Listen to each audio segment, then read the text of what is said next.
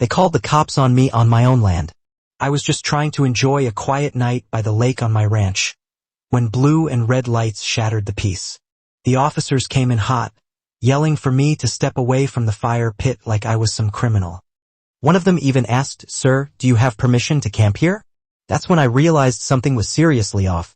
Permission? I asked. This lake is on my private ranch. I own this entire area. Before the cops could answer, up walked the reason they were called. HOA Karen, clipboard in hand, lips pursed like she just sucked a lemon. This land is under HOA jurisdiction, she barked. Camping is strictly prohibited. I just stared at her baffled. This land's been in my family for over 70 years. HOA? What?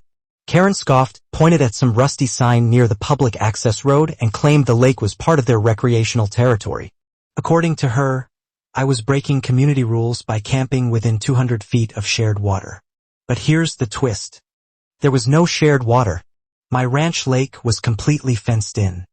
And I had documents proving the property lines ran miles away from their nearest subdivision. I told the officers to follow me to the ranch office where I kept every legal document since the day I inherited the place. The cops weren't aggressive anymore. They seemed confused. Karen followed behind, still trying to argue, but she got real quiet when I pulled out the full color maps, property deeds, and even a judge-certified land ownership declaration. The officer flipped through them and looked back at Karen. "Ma'am, this lake isn't yours. In fact, this HOA doesn't have any rights past the boundary gate." That's when Karen's face lost all its color. But it got worse. While the officers made a formal note that I was fully within my rights, one of them asked if I'd like to press charges for trespassing. Turns out, not only had Karen crossed onto my property to take photos and report me, but several of her HOA members had been using my lake without permission for years. Boats, picnics, even fishing tournaments. They were illegally using my private ranch lake and had the audacity to try to police me on my own soil. So yes, I pressed charges. Every single one of them got legal notices. That so-called HOA had to publicly apologize. And Karen?